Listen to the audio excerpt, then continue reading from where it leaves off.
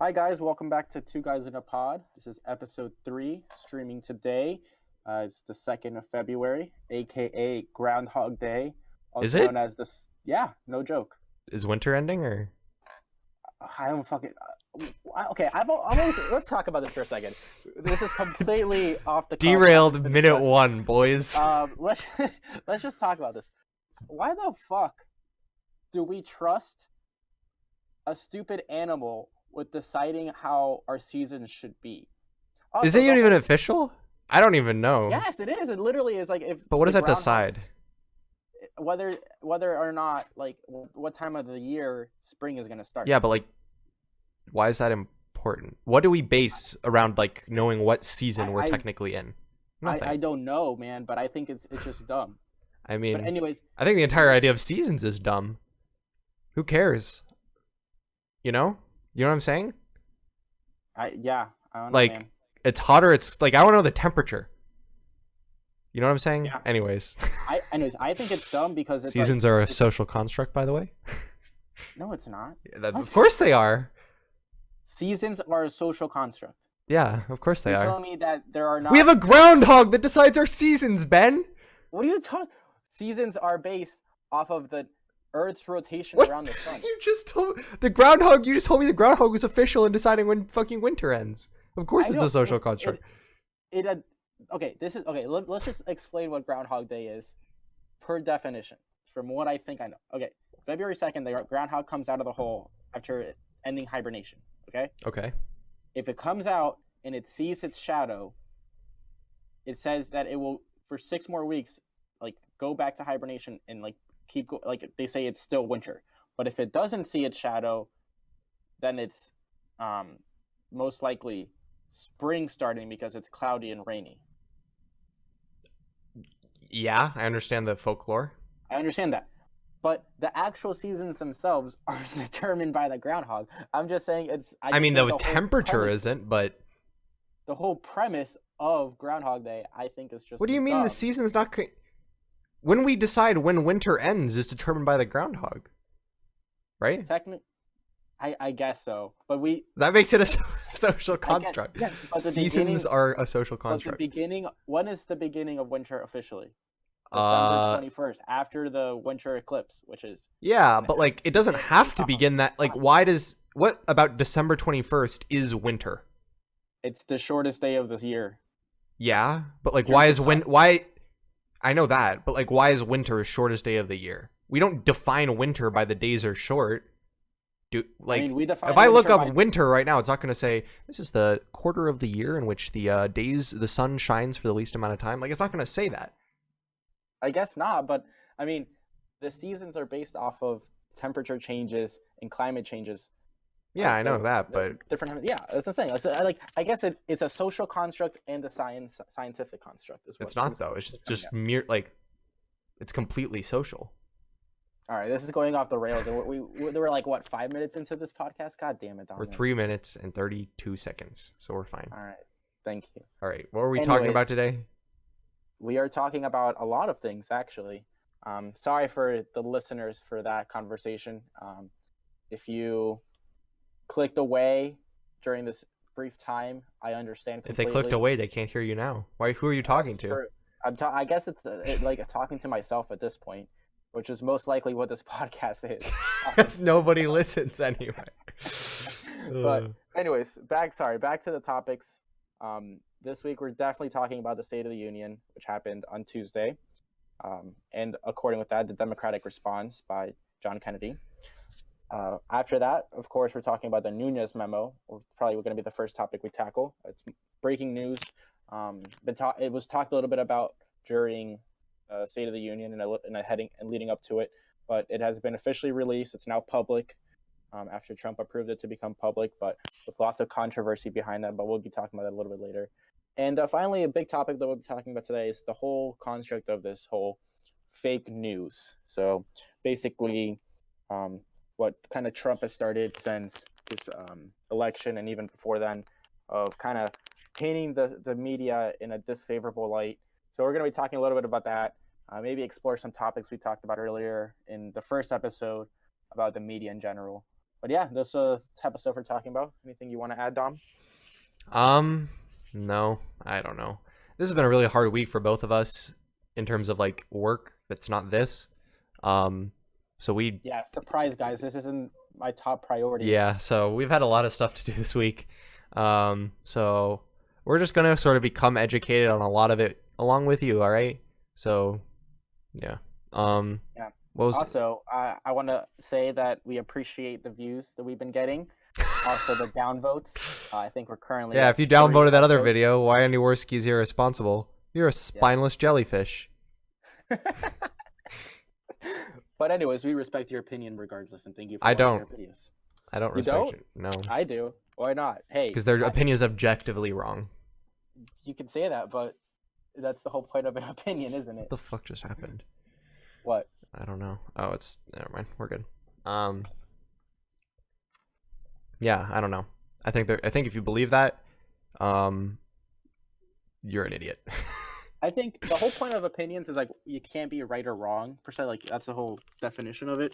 But Not true. I think we could. That's what I'm saying. Objectively, like you can say Hitler was a pretty good guy at the end of the day.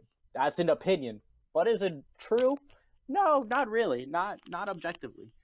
But I think if you want to downvote our videos, that's fine. But at least leave a message or a comment in the bottoms with your reasoning as to why you did not like your video and what specifically we said that you thought was dumb. Because we do say some dumb things, but at least point it out and provide some evidence against us. Nothing wrong with that. Because I would expect nothing less from us too when we talk about things that we think are dumb. At least we come prepared with counter arguments and reasons why we think it's dumb. True. Very true. Anyways, let's just anything you want to add about the topics? No. All right, let's just jump into the whole Nunes memo.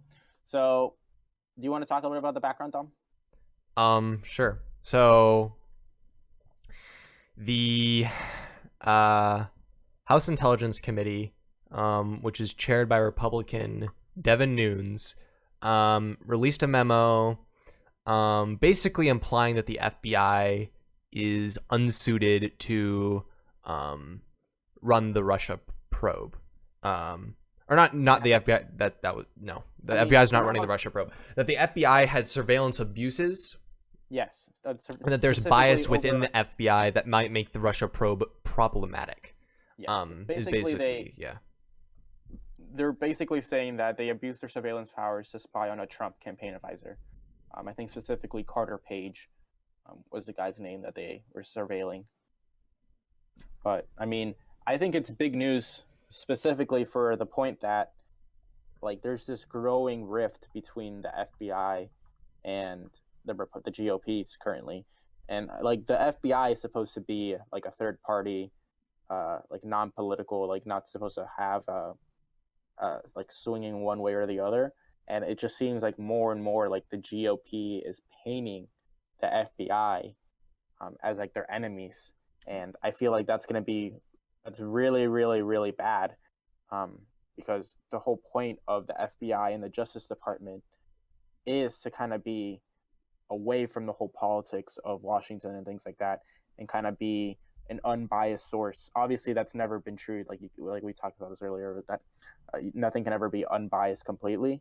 But the FBI has always tried to be as unbiased as possible, and the more and more the GOP and Trump kind of paints the FBI in this favorable light and kind of like its enemy, I feel like it's only gonna encourage them to kind of fight against the GOP, and it's just gonna try to make it more political than it really needs to be.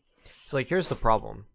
Well, one, only House Republicans are like calling into question really the integrity of the FBI. Senate Republicans really aren't at all.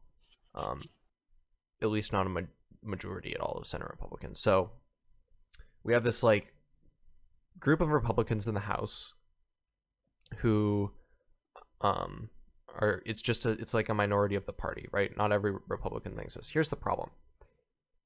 When like you said, the point of the FBI is to be a third party organization, right? Correct. That means if you break the rules, they should punish you. That's why it's a third party organization. Yes, exactly. Like the whole point is, like, for them to be fair and to be just, they should have no political ties with Washington. Right. And that doesn't mean they're not allowed to have political views. No, not that. But I'm saying, like, affiliated with a political party per se. Right. Yeah. Like, yeah, this is why, like, it's kind of hard because the head of the FBI, I say this, like, in theory, it's kind of hard for them to be nonpartisan because the head of the FBI is appointed by the president, right? The current head of the FBI is Chris Wray. But then I say that, and there's Republicans in the House saying the FBI is unbiased, or saying that FBI is biased, when they've got a Republican sitting at the head of the FBI, appointed by the Republican president, with a Republican Senate and a Republican House, approved by them. Like, and yeah, that's not everybody in the FBI, but like, it's just baffling to me. And then, like, on top of that, like, even if he was a Democrat, like, that doesn't mean necessarily, right, that the FBI is impartial. Not impartial. What does impartial mean? You don't take it? It doesn't mean that he's partial is what you're looking for. Yeah. But right, like, if you're basically, what I'm trying to get at is if somebody broke the law, they should go to jail for it regardless, right? And you can't just suddenly say because your party screwed up, oh, the FBI is biased. Like I think Trump's about to go down hard, if we're being honest. Yeah, like this, I think we're approaching this in a very Democratic Party point of view, and I'm gonna try to tackle it in the more Republican point of view, and you can kind of be the counter argument to me. But okay, as a GOP, like, I understand why they released the memo. Like, cause a lot of, like, some background on it is a lot of the controversy stemming from this is that the FBI and everyone basically it was voted along party lines to make it public, basically, and make it available. But before that, the FBI and the rest of the Congress basically said that the memo didn't have a lot of legitimacy to it, just because they said that a lot of the information on it was cherry picked, and that it was missing a lot of details that like give some context to it exactly. So, like, there's a Democratic memo written rebuting it, basically saying that the FBI was more forthcoming with surveillance court than the Republicans are saying. So that's kind of the controversy behind it. But we've kind of been just attacking the GOP. Let's think about this from the GOP's perspective. All right. So Trump made this accusation over a year ago about how the FBI and specifically the Obama administration was tapping his campaign, and specifically him, in Trump Tower. And now it's almost like he's being credited, like, he basically just provided evidence to say that that's true. So I think that makes Trump look more credible than I think he has maybe in his entire presidency so far, because he made this accusation. Everyone fell on top of him for it. Everyone gave him so much shit about him accusing Obama for tapping him and for abusing the FBI. And they're like, oh, there's no way you can actually say, like, there's no evidence for that. Like, you're just speaking out of your ass, trying to come up with some news for the day. And now it's like, hey, maybe that actually did happen. And the GOP is like, hey, they're standing by the president after he just had the State of the Union, and they're trying to pike up some momentum. And now it's kind of leaning like, hey, maybe that GOP's right here. Like after all the crap we've been giving them for the last year, maybe some of the things that they've been debating is true. So, I mean, that's kind of what hits me at first, is like, they're getting some credibility for sure with the memo. And in terms of, like, I think there was like a vote in terms of whether they should make the memo public. I think it was resounding, like, the public was saying that yes, that they wanted to see the memo and they had no problem with Trump making it public. Yeah. So do you want to, like, read the memo with me together? Sure, go ahead. So January 18th, 2018, to HPSCI majority members. I'm assuming this means House. It's the It's like something the committee on intelligence. Yeah. Yeah, the intelligence. Two majority members from HPCSI majority staff. Subject: Foreign Intelligence Surveillance Act abuses at the Department of Justice and the Federal Bureau of Investigation. Purpose: This memorandum provides members an update on significant facts relating to the committee's ongoing investigation into the Department of Justice, DOJ, and Federal Bureau of Investigation, FBI, and their use of the Foreign Intelligence Surveillance Act, FISA, during the 2016 presidential election cycle. Our findings, which are detailed below: 1. Raise concerns with legitimacy and legality of certain DOJ and FBI interactions with the Foreign Intelligence Supreme Court, FISC, and 2. Represent a troubling breakdown of legal processes established to protect the American people from abuses related to FISA processes, right?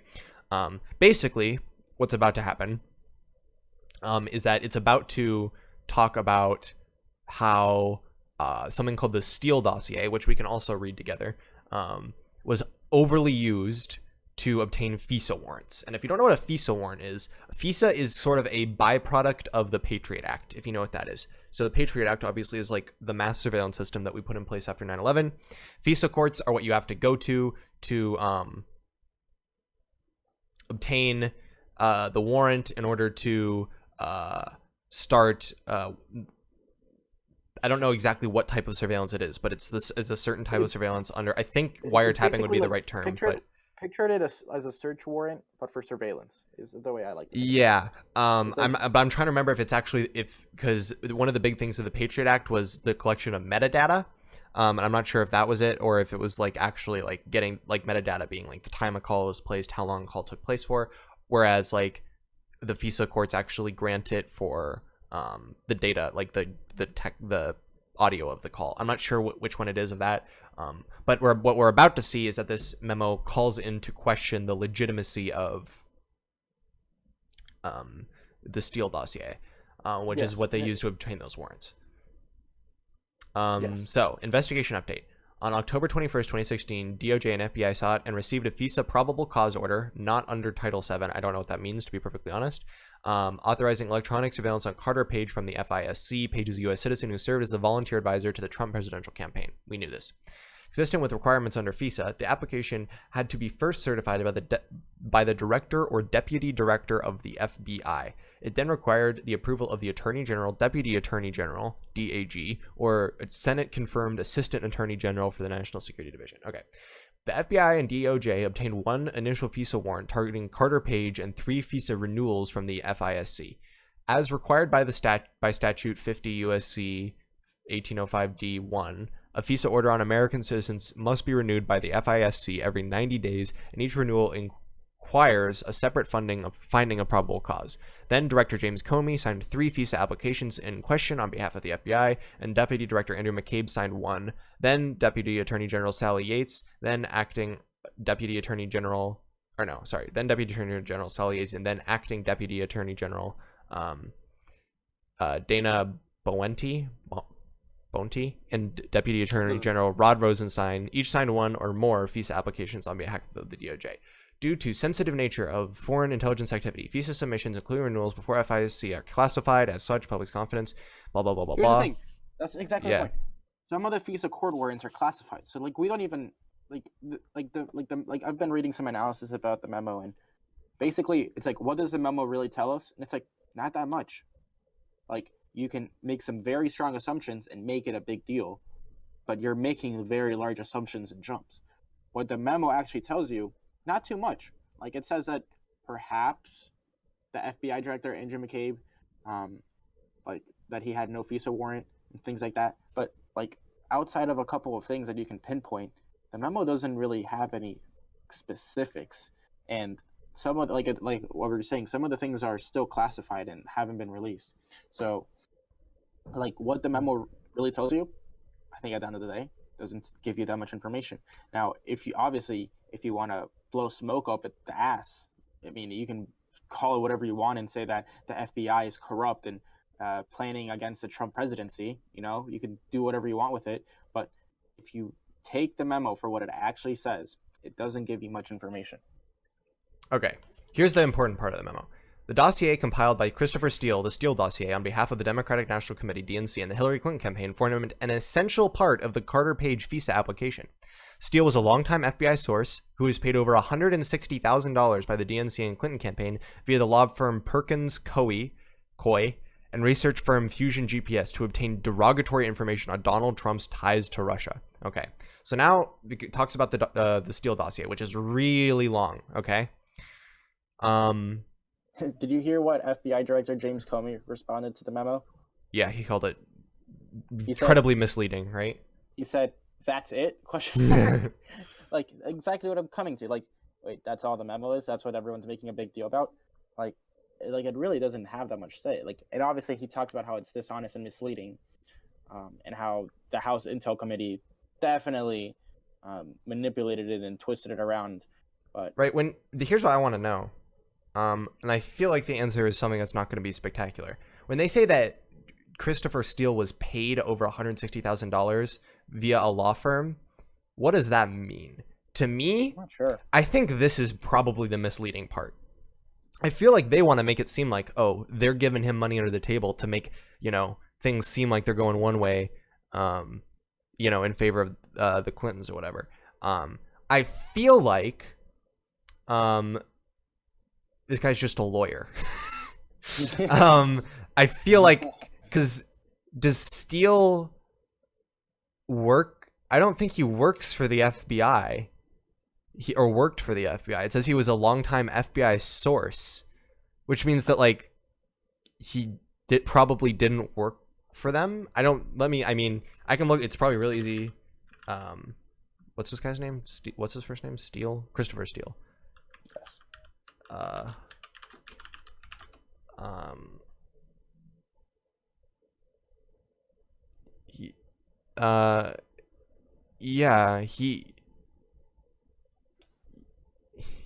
No, he was, he was never in, I don't think he was ever in the FBI. I don't think he was, no.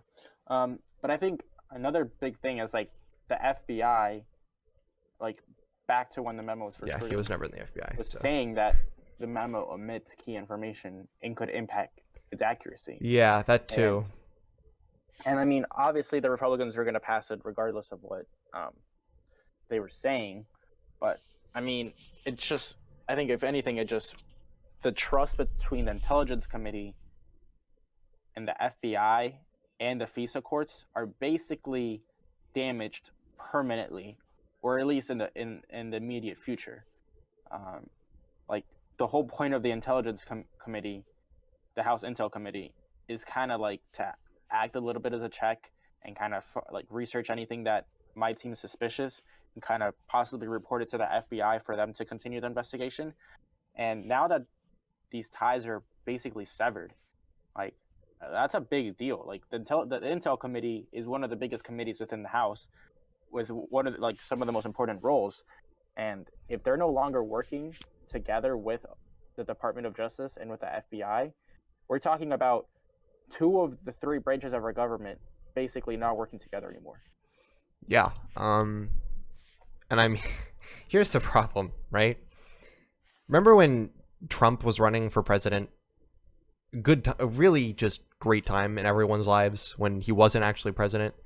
And he made these claims like, I am a great leader. I'm going to bring everyone together.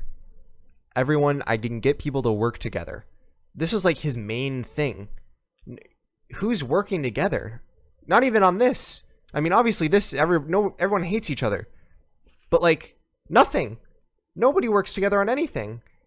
The only example I bet even a Trump could give you is oh well, they're the whole DACA and children's health insurance program thing. People aren't even working together on that. Deals are being left half done.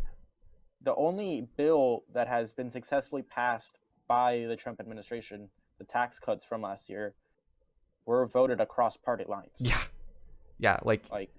It's ridiculous. Also, I really thought it was going back to what you're saying is some of the claims that Trump made early on. He was like, "Oh, don't worry. When I become president, I'm going to become the most presidential I'm gonna become the most presidential president you've ever seen. I'm gonna be so boring when I'm president. I was like everyone believed him. They're like, oh yeah, like don't worry, this is like everyone's like, oh, what he's doing right now, it's just an act. He's just putting on this act to be elected. But don't worry, once he's elected, he's gonna actually come through with everything. And obviously, that's not true. I don't know why anyone believed him. As anyone can say, the most accurate judgment of future actions is past actions. Yeah. And like I don't know, like people are like, oh my god, we got duped by Trump. I don't know how that con man got into office. I'm like, he was not a con man. He the actions that he had while he was during his campaign are the same actions he's doing now as president. Like I don't understand why people are like now that he's president, they're like, oh my god, I just can't expect that from him.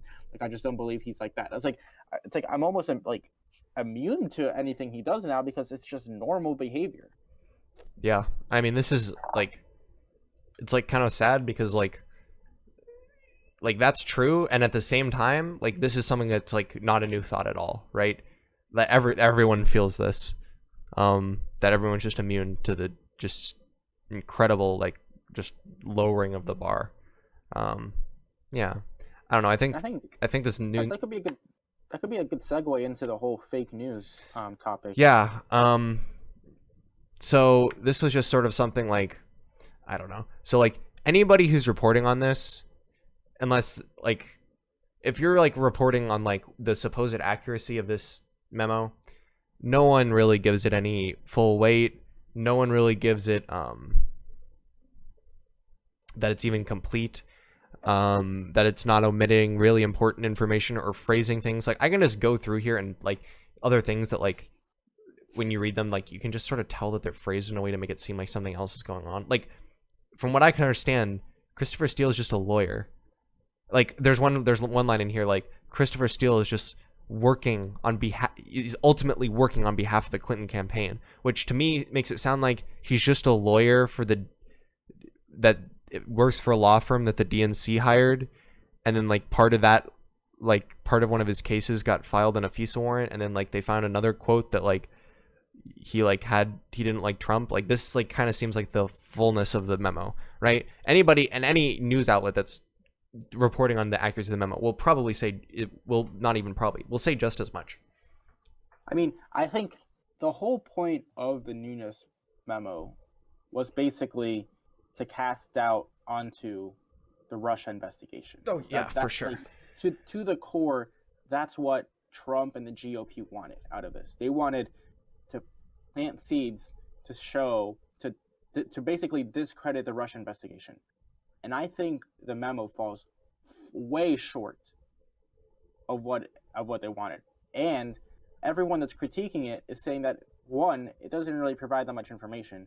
Two, it itself has no credibility because it's very misleading. There's lots of facts that were left out, and there's information that is still classified that hasn't been released that probably doesn't have that could possibly counter what it's saying. I mean, I just think in terms of, like the Russia investigation is now going to be null because basically it shows that the FBI is biased towards Trump and just trying to get it out for him. Like, no, that's not, like the memo doesn't show any of that. If anything, if it should only fuel the FBI more against Trump in the Russia investigation. Yeah. And like here's the point though, right? Like Trump will just say, like, oh, and not even as much Trump, just idiots who support Trump will just say, oh, that's all fake news, right? All this stuff that you're talking about, that's fake news, right? And like, here's the problem that I really find really, really hard, because this is impossible to argue against, right? It's impossible to argue against, not because it's true, but because it's unfalsifiable, right? Because if they're right, then they're right? Like, I know that sounds really dumb to say, but if they're right that the Department of Justice and the FBI and the New York Times and the Washington Post and the Democrats are all out to spread misinformation about Trump and everything they say is a lie, well, if Trump's right about that, then yeah, we probably should agree with Trump.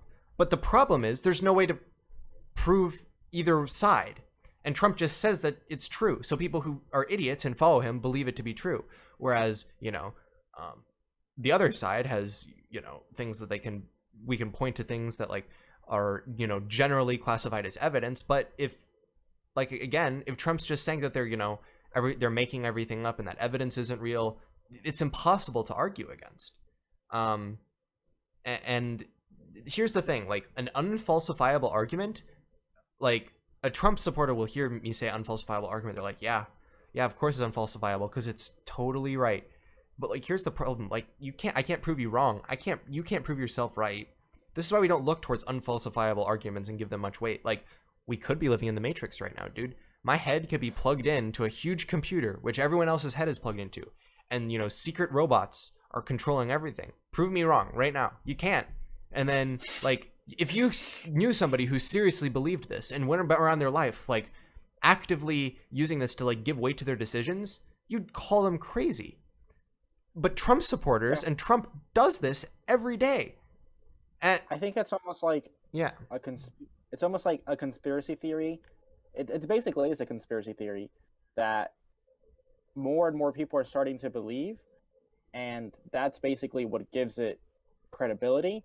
But at the end of the day, like a conspiracy theory is just that. It's a theory. Yeah. You can't, like what you're saying, you can't prove it, but you can also disprove it. Like technically you can't prove evolution's real. It's still called the evolutionary theory, but there's scientific evidence and data that backs it up. Right. Like you can't physically say over millions of years, the genes do this and that, and over time that's what leads to differences between species and things like that. Like we can't actually show that through, because there's no way that you can just time lapse millions of years and show that.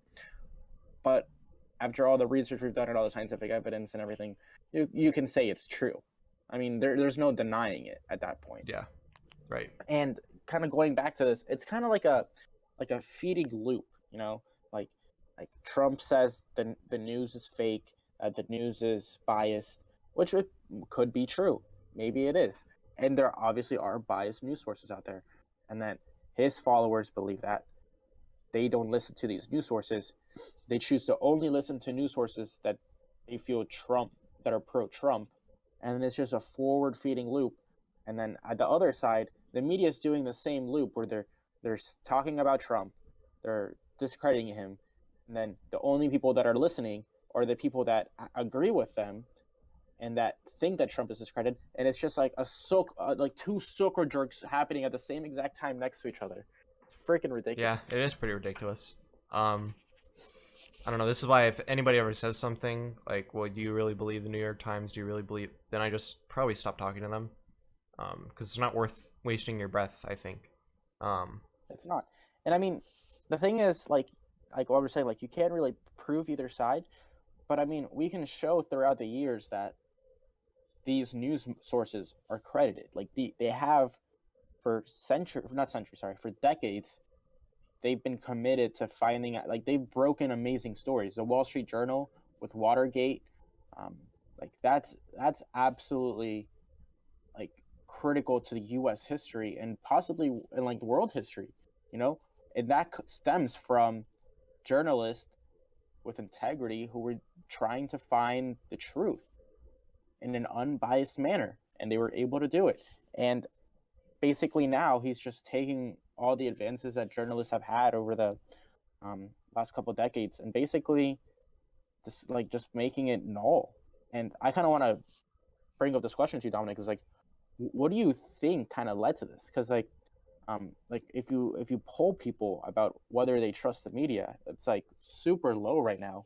What do you think kind of led to this shift over the years?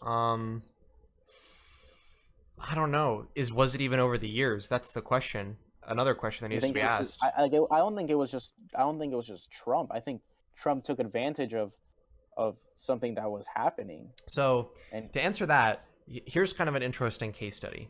This doesn't prove it one way or another, but here's kind of an interesting parallel. So in the 90s or the 2000s, the FDIC, which is the banking Federal Deposit Insurance whatever commission. I know. Yeah, we know what the FDIC is.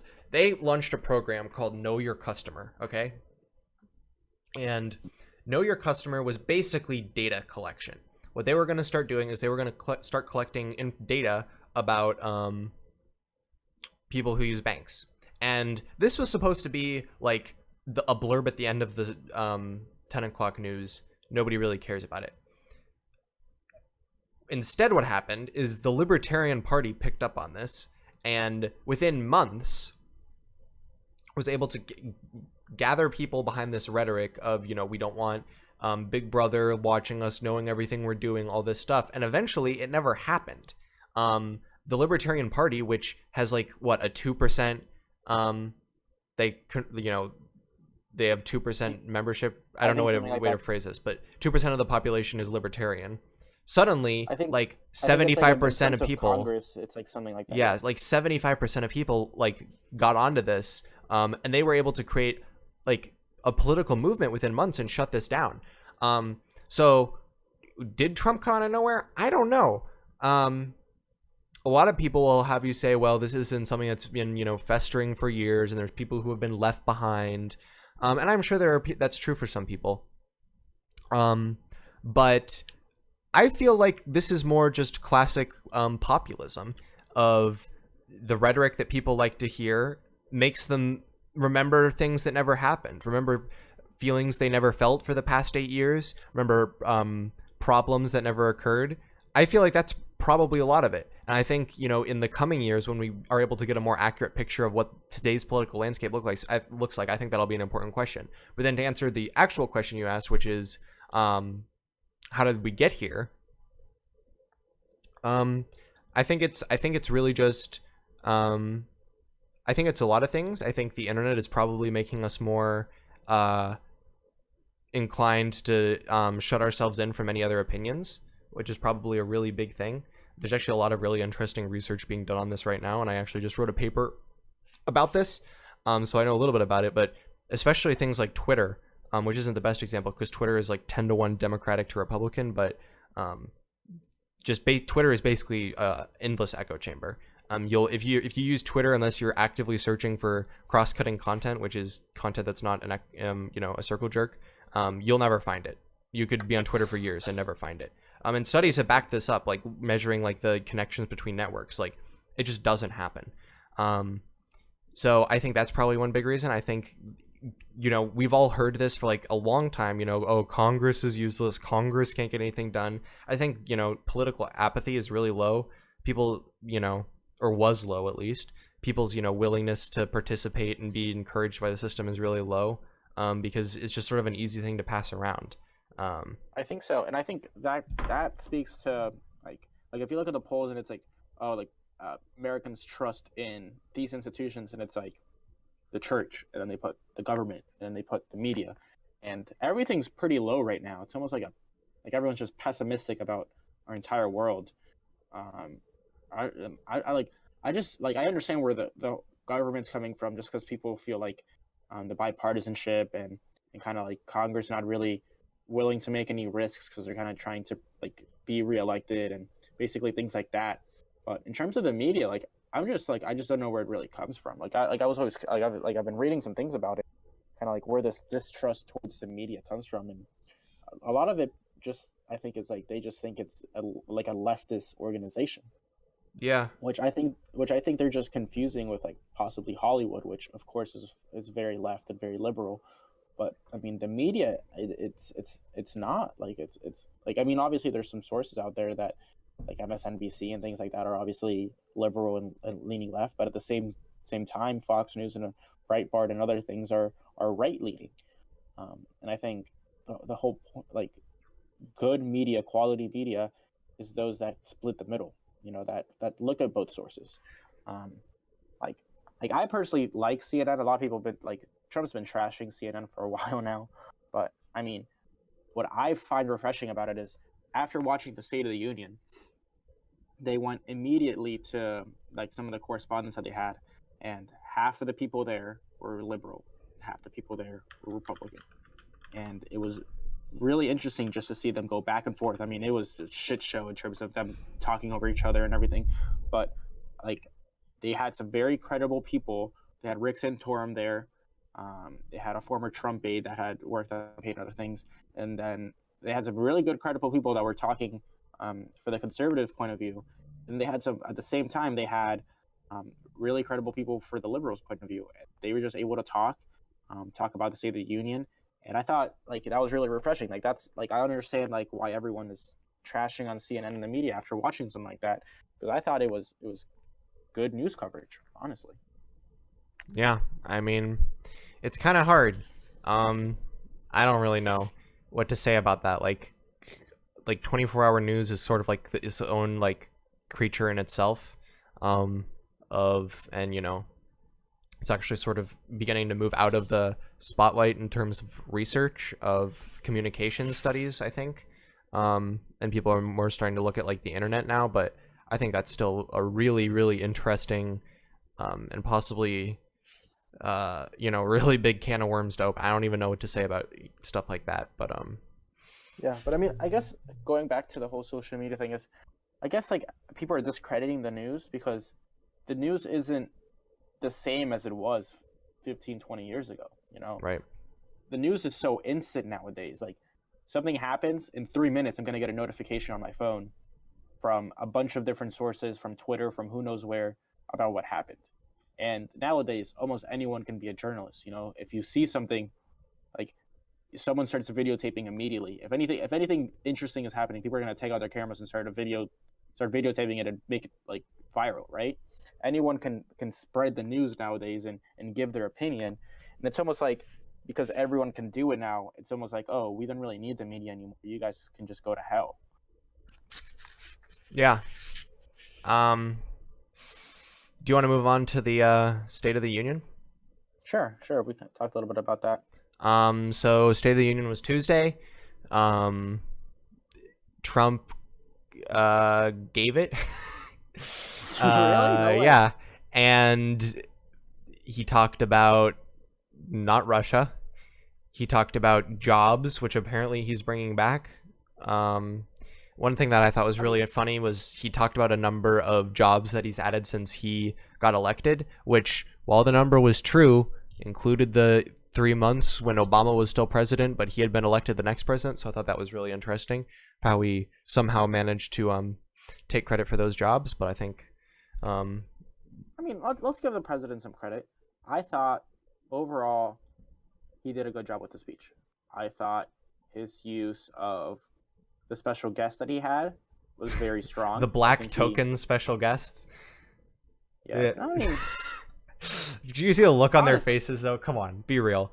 Like, why am I sitting here? Like, not only are they the black token, they're the black token that Trump gets to use to convince everybody that immigrants are dangerous. Like, it was like the look on their faces was like, oh my God, our daughter died for nothing. Like, it was so sad to me, dude. I don't know. I mean, a brilliant move by him to try to, I mean, the point is, fearmonger. You can argue the same thing about any president. Every president that has been using special guests since I think was it Nixon or Reagan? I forget, one of the two. I think it was Reagan. Reagan was the first to do the special guest. I mean, ever since then, the presidents used the guests to move their own political agenda. I mean, yeah, but at least I'm just saying, I'm like in terms of his delivery of the speech, I thought it was very well done. Obviously, I don't agree with everything he said. Like talking about, I don't know if you heard about the controversy with the whole black unemployment rate. Did he? No, I didn't.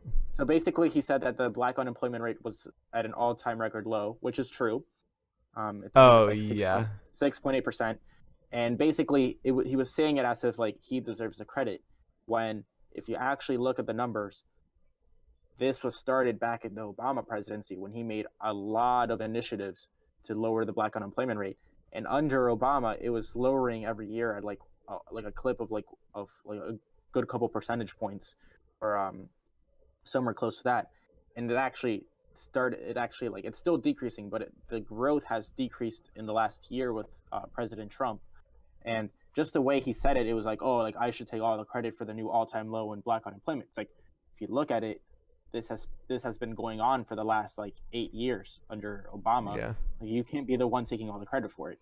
But I mean, overall, I thought he did a good job with the speech. The line that pissed me off the most personally was "Americans are dreamers too." Yeah, that not only does it not make sense, the implication is so terrible. That was the most tone deaf thing I've ever heard in my life. Yeah. And also that just pissed me off to my core. Did you see But, the thing Jimmy Kimmel did where he like brought in a dreamer family, and then he brought in like six Trump supporters who thought that like DACA should be repealed and these people should be deported, and they like sat them down in a room together? Did you see this?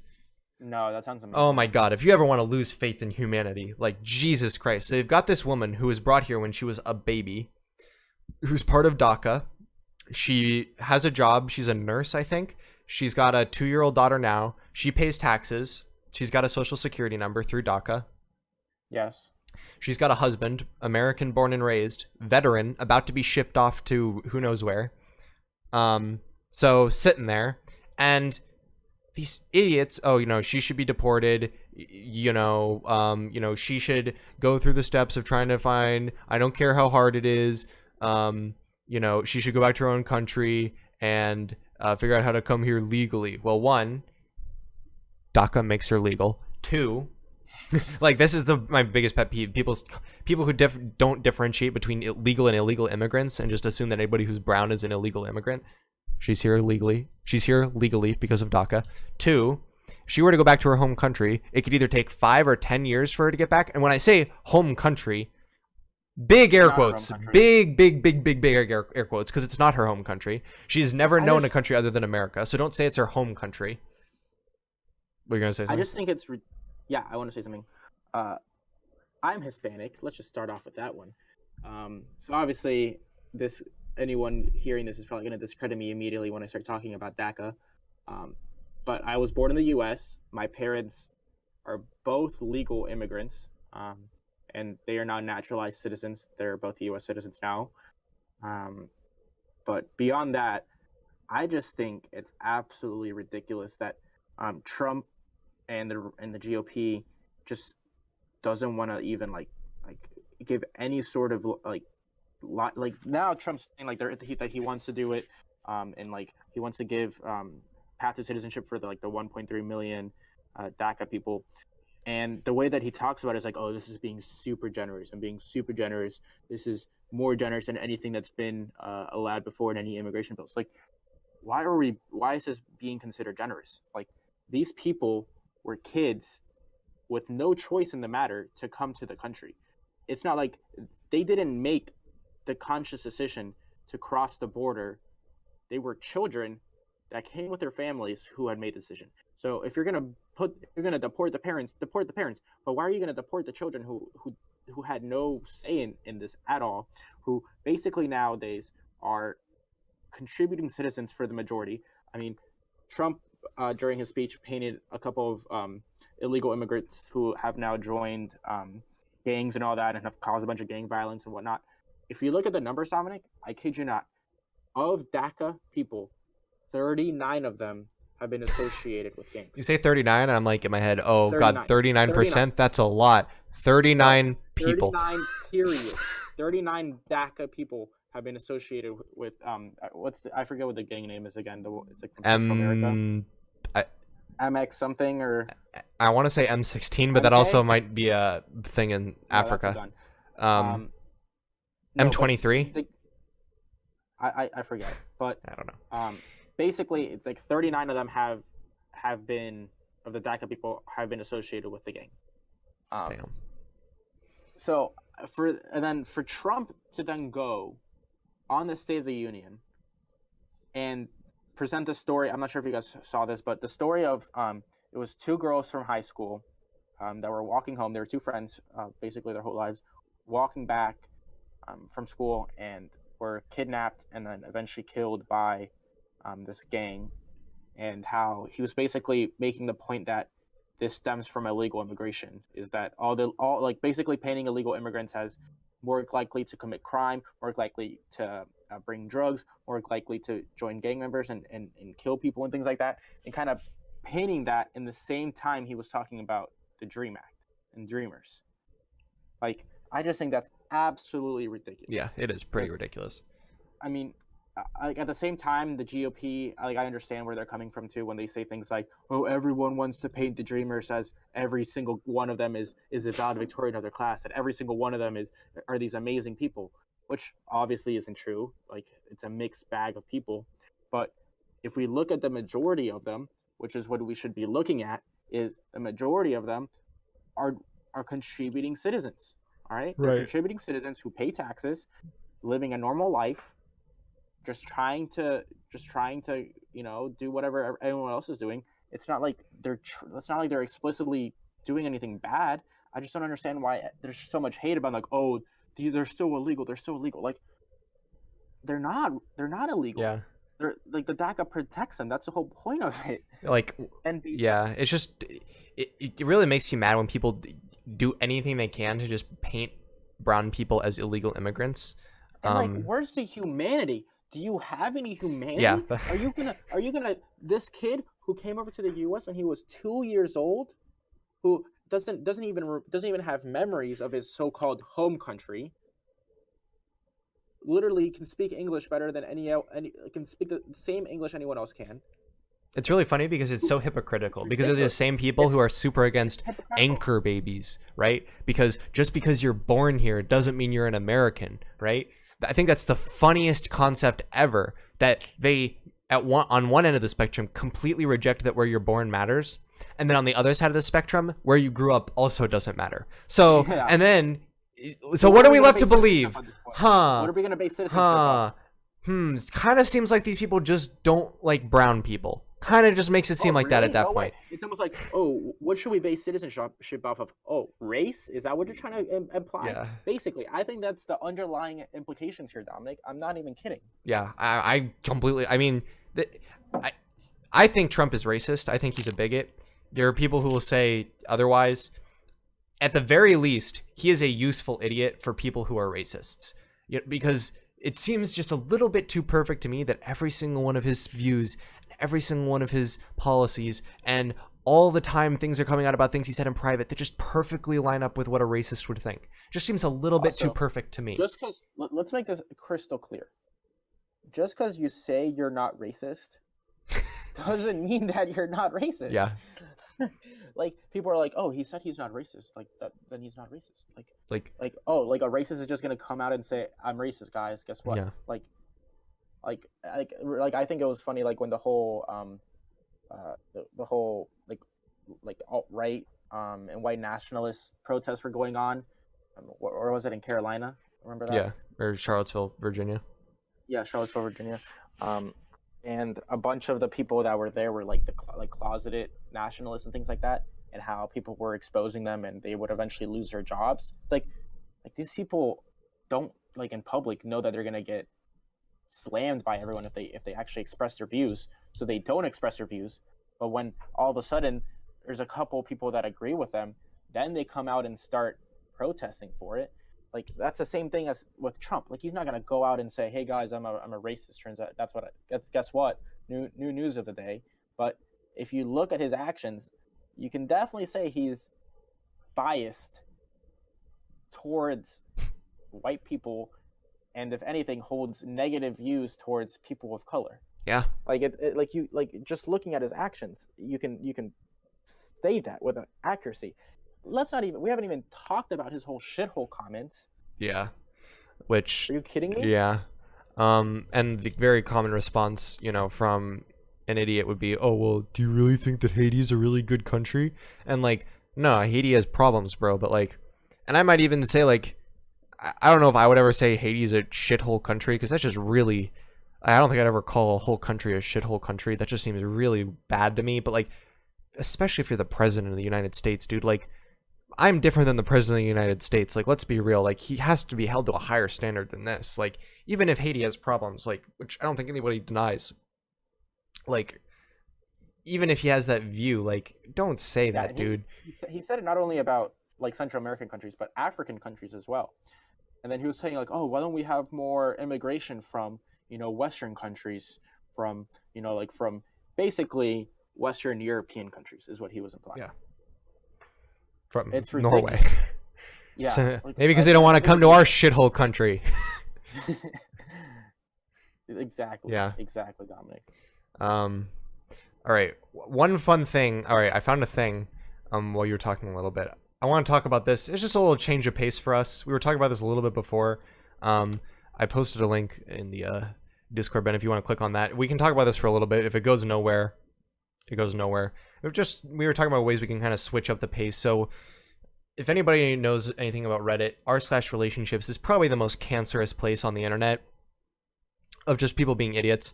So I've linked this post. I was hoping me and Ben could read it together.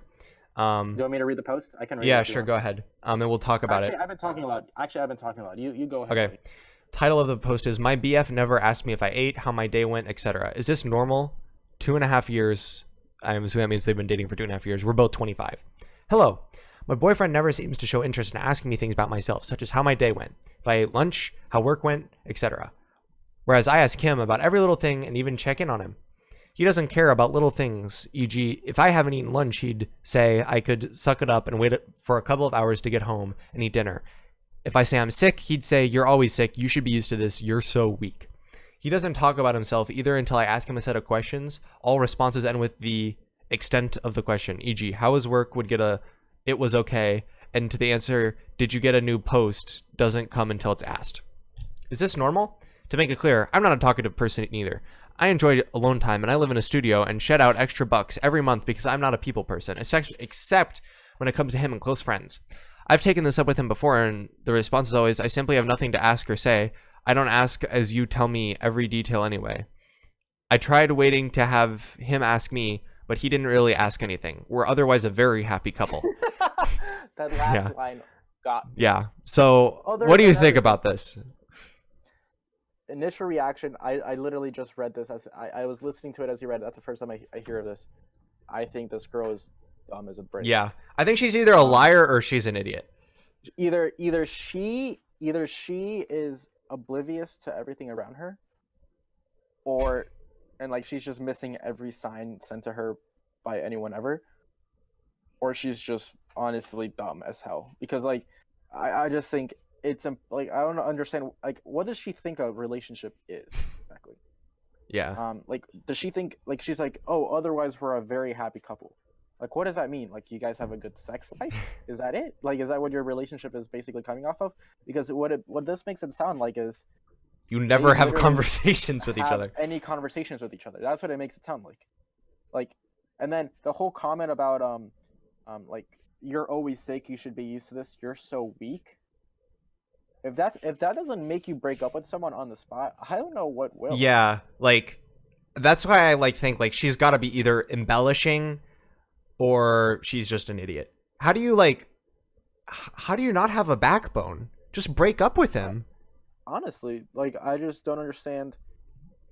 Like she obviously has no self-respect for herself at this point, because like if she like is she like afraid of ending the relationship for some reason? That's the only thing I would think of, like her staying with it, or she's just comfortable in it now that it's been 2.5 years. But I mean that's just ridiculous that you're gonna be with someone for 2.5 years and not even have little discussion with them, like just simple things like, hey, how are you doing, or how's work, or how was lunch, things like that. And for you to get these sort of replies for 2.5 years and then completely think it's fine is just ridiculous. Here's a theory. Here's a speculative theory. You ready for this? Go ahead. I think she wants a reason to break up with him.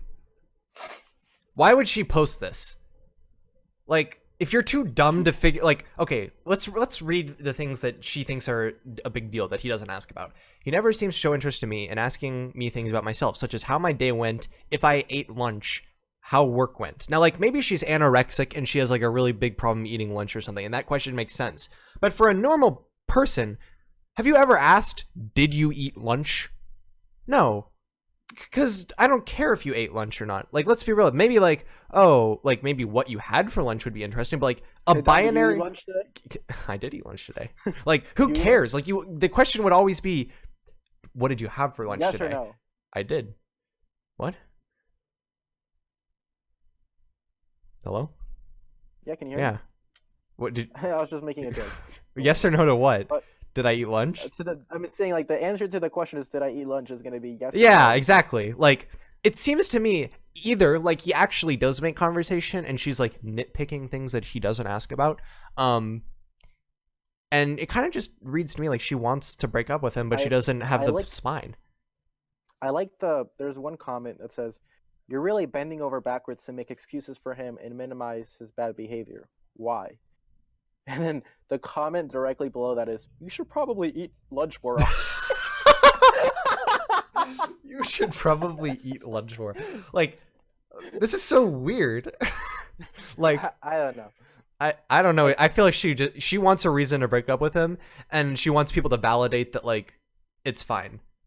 I feel like something else is going on where she's actually just a really bad. I don't have anything to substantiate this other than she seems to be nitpicking super hard here.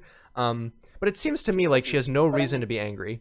And she's nitpicking here, or she's oblivious to her boyfriend being an asshole. Either that or she's just a moron and she should not be in a relationship if we're being real. Like, if your boyfriend, honest to God, like if you tell him you're sick and he says you're always sick, you should be used to this, you're so weak, break up with him. Like, I don't understand. Like, if he says that truly sincerely, just break up with him. Like, you shouldn't be in a relationship if you don't understand that.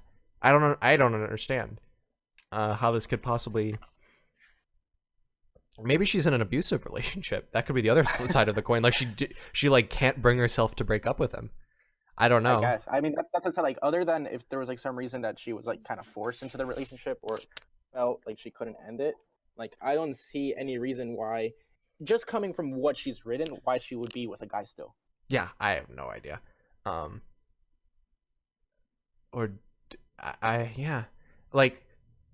Maybe it's both of them too. Maybe it's not just a singular problem. Maybe he wants to break up with her and she wants to break up with him, and neither of them is fine. That could also. I wonder if there's ever been in the history of this subreddit of both the girl and the guy posting anonymously. Oh, I bet there has. The same relationship. I bet there has. Oh my God! And they read each other's things like, "Holy shit, that's me." I really hope there has. That would be hilarious. Oh God. Well, yeah. I think this person's an idiot. I think half the posts on here are idiots. This is one that's like doesn't have many upvotes. I'm sure if I went to the one that's like most of the time, like people on here just. I mean, we were reading up some of these beforehand. There was one that was like, I feel like if I go study abroad, my boyfriend's gonna break up with me. Should I go do it? Yes. Yes. Like, oh my God! Like, it's an amazing opportunity, only once in a lifetime. It's a once in a lifetime. He literally just said it. Take it.